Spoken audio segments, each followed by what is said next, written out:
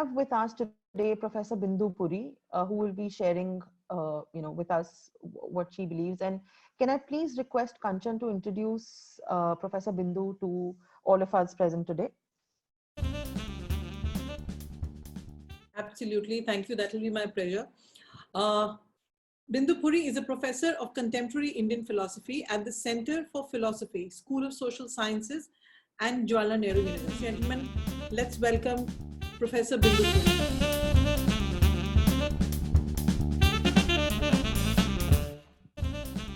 So what I was going to talk about, it's ethics for business, self-imposed restraint, and the Indian philosophical tradition. So earlier on, I was going to speak to you about business ethics, but philosophy, though it looks like an armchair activity, it's not that much disconnected with what is going on everywhere. And it's especially true of social and political philosophy, which is a large part of what I do in contemporary Indian philosophy at JNU.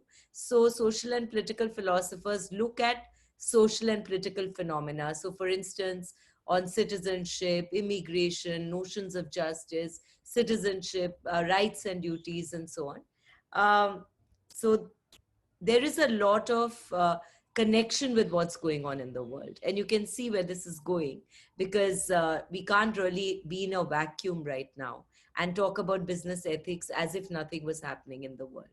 As the Greek philosopher Heraclitus said, day by day, what you choose, what you think, and what you do is who you become. Your integrity is your destiny.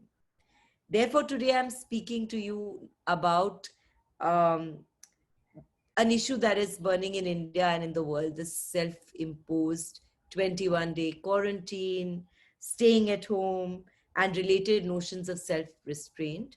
This also involves the ethics of not doing business in the way in which you were doing it at such a time. So time to time, I'm also looking at business ethics, how business ethics is related with ideas of the nation and with ideas of self-restraint at such a time.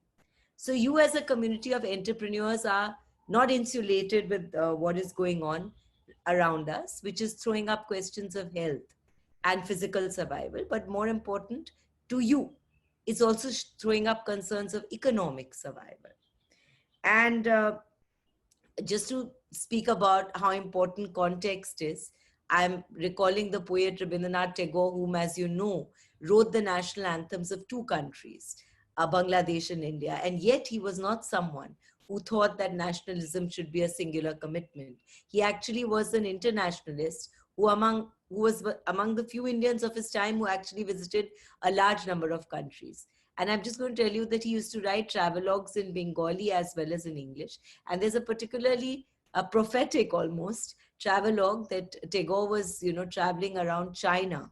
And one time he was on a boat and he saw this morning coming across the Chinese countryside.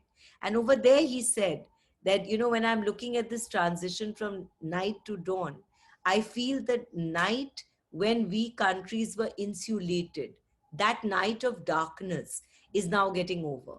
And it's really prophetic that he should have said that when he was in China, because, the whole world is today actually coming, getting infected by a virus that actually started in China, right?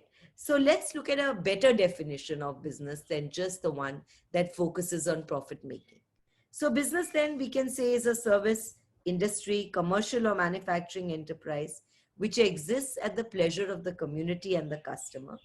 It's run by a person or a group of persons. It's designed to produce or sell a product that fulfills a need or a desire or a want and to satisfy a consumer.